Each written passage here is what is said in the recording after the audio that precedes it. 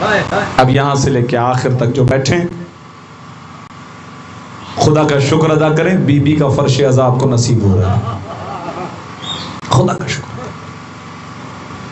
اور میں بہت زیادہ دعائیں ان مومنین کے لیے کہ جو بی بی کے ذکر کو احیا کرتے ہیں، منعقد کرتے ہیں، ماحول بناتے ہیں بی بی کے ذکر کے لیے۔ بی بی اس امت کی کیا پرواہ آپ کو؟ آپ کے ساتھ کوئی بھلائی ہوئی؟ آپ کہیں گا علم میں نہیں ہے تو ایسا تو میں نہیں مانوں گا۔ وہ بی بی جو علی جیسے عالم سے یہ کہے بیٹھو تو بتاتی ہوں کیا ہو چکا ہے کیا ہوگا، اسے پتا ہے میرے ساتھ کیا ہونے والا ہے، کہ بابا آپ کی امت کی شفاعت کا حق مجھے دے دیجیے، یہ میرا حق مہر ہے، خدا سے مجھے دلوائی۔ اور اب اس روایت سے جوڑیے کہ رسول اللہ مولا علی کو بھیج کر کہہ رہے ہیں جاؤ زہرا کو لے آؤ قیامت میں، تاکہ وہ مقام شفاعت پر حاضر ہو کے شفاعت کریں۔ اور جب بی بی کی سواری آئے گی تو آواز آئے گی یا اہل محشر غضوا ابصارکم ونکسوا اعناقکم، اے اہل محشر اپنی نگاہیں جھکا لو، نبی کی بیٹی آ رہی ہے۔ آپ میں سے جو مصیبتوں کو اور مصائبوں کو سنتے ہیں نا، وہ اس جملے کی گہرائی تک پہنچ جائیں گے۔ شریعت کا نفاذ دنیا میں ہے، آخرت میں نہیں ہے، لیکن خاندان اہل بیت کی عزت قیامت میں بھی ہے۔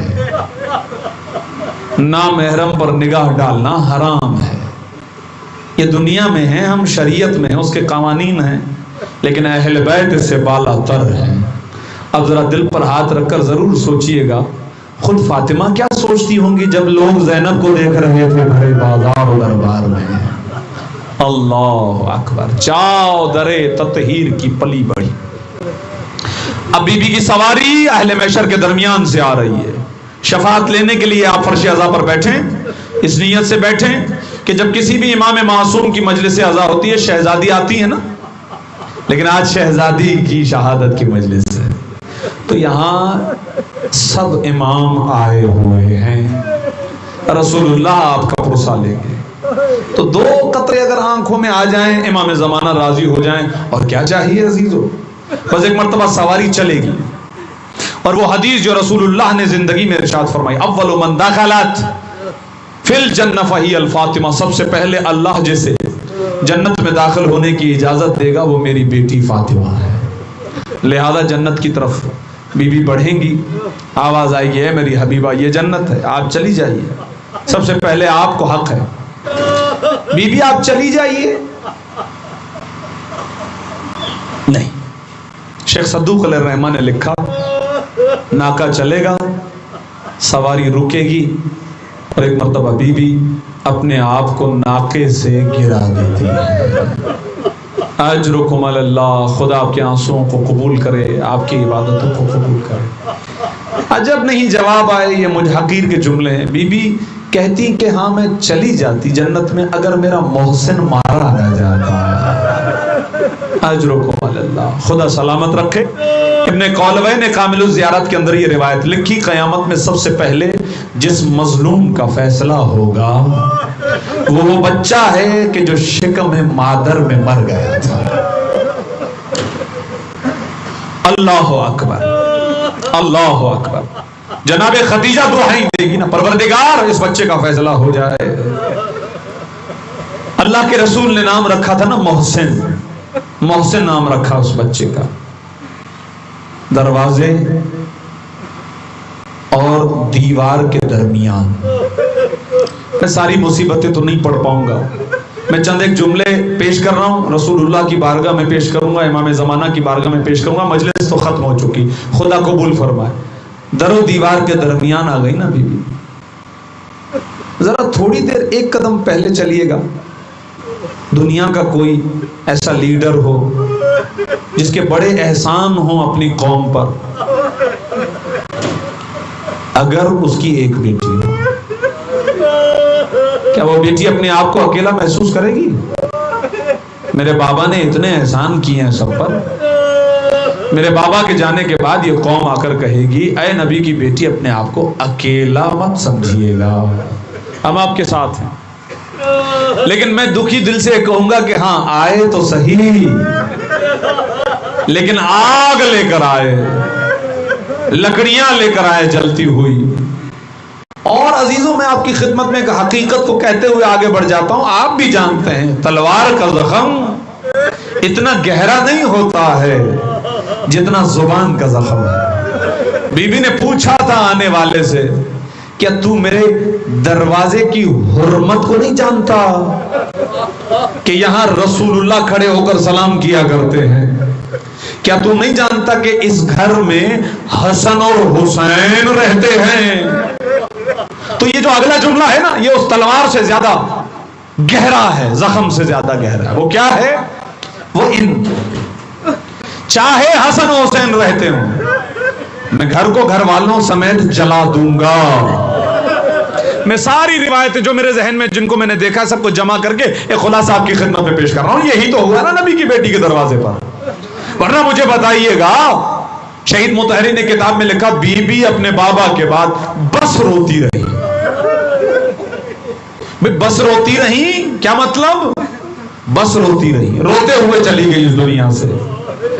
تو جو کہتے تھے کہ نہیں روئی، انہوں نے بھی کم از کم لکھا کہ 6 مہینے زندہ رہی۔ مصائب جو نہیں ہوئے تو انہوں نے بھی لکھا کہ 6۔ اچھا، رونے کا کوئی انکار نہیں کرتا کہ روتی تھی، اس لیے کہ انہی کتابوں میں یہ بھی لکھا ہوا ہے کہ جھکی ہوئی گردن کے ساتھ علی نے آ کر کہا تھا فاطمہ مدینے والے کہہ رہے ہیں رونا بند کر دیجیے۔ اللہ اکبر، اللہ اکبر، میں آخری منزل کے قریب آ گیا، آخری منزل کے قریب آ گیا، رونا بند کر دیں۔ جانتے ہیں جناب زہرا نے کیا جملہ کہا تھا؟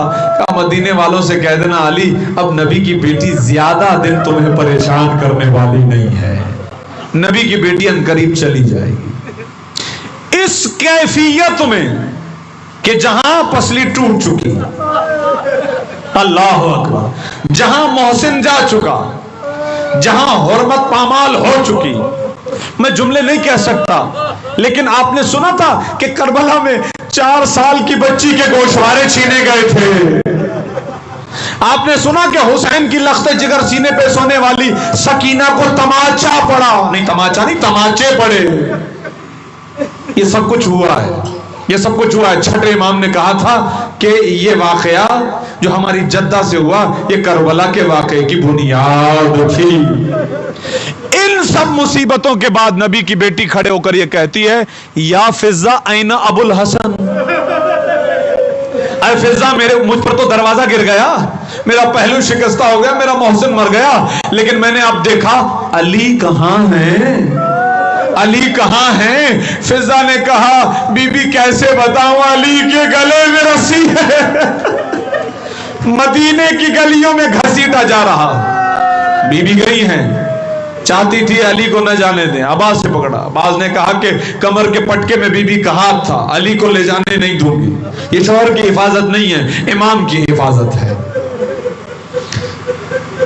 چھٹے امام سے کسی نے پوچھا تھا، آخری منزل ہے، کہ مولا حکومتوں کے حالات تو بدلتے رہے نا، تو گورنروں کا وظیفہ بند ہو گیا تھا، ایک شخص کا وظیفہ چلتا رہا، اسے بعد میں بھی وظیفہ ملتا رہا، یہ کس چیز کا وظیفہ تھا، کیوں ملتا رہا؟ چھٹے امام رو کر کہتے ہیں اس شخص کو اس تازیانے مارنے کا وظیفہ ملتا رہا جو تازیانہ اس نے ہماری جدہ زہرا کو مارا تھا۔ اپنے استاد محترم سے حدیث کو نقل کرتا ہوں، علی نے غسل دیتے وقت یہ منظر دیکھا تھا تو چیخ مار کے روئے، ایسا لگ رہا تھا بازو پر کوئی سیاہ کپڑا بندھا ہوا ہے۔ اللہ اکبر۔ بس عزیزوں ہاتھ چھٹ گیا، بی بی چلی گئی قبر رسول پر اور کہنے لگی اگر تم نے علی کو نہ چھوڑا نا تو میں خدا کی بارگاہ میں شکایت کروں گی، اپنے بالوں کو پریشان کروں گی۔ میں جملے نہیں کہہ سکتا کہ چادر اتار دوں سر سے نا، میں بالوں کو پریشان کروں گی۔ سلمان دوڑتے آئے، اے بی بی علی نے بھیجا ہے، بد دعا نہ کیجئے گا۔ بی بی نے کہا آمنا وسلمنا، میں نے تسلیم کیا، میں نے اپنے مولا کی اطاعت کی، بددعا نہیں کروں گی۔ مسجد میں آئی، علی کو ساتھ لیا، گھر آ گئی۔ میں بی بی کو ہاتھ جوڑ کر فقط ایک جملہ کہنا چاہ رہا ہوں، شہزادی آپ اپنے امام کو بچا رہی تھی نا، آپ کا امام خیر و خیریت سے بچ گیا ہے، آپ لے کر آ گئی ہیں اپنے گھر۔ ذرا بی بی کربلا میں وہ منظر تو آپ کو یاد ہوگا جب 70 قدم کے فاصلے سے آپ کی بیٹی زینب کبریٰ اپنے امام آپ کے لخت جگر حسین کو اس عالم میں دیکھ رہی تھی، شمرتر خنجر سے وار کیے جا رہا تھا، آپ کی بیٹی دعائیاں دے رہی تھی، ارے زہرا نے اسے چکیاں پیس کے پالا ہے، اسے اس طرح نہ مارا۔ الا ولعنت اللہ علی القوم الظالمین وسیعلم الذین ظلموا ای منقلب ینقلبون۔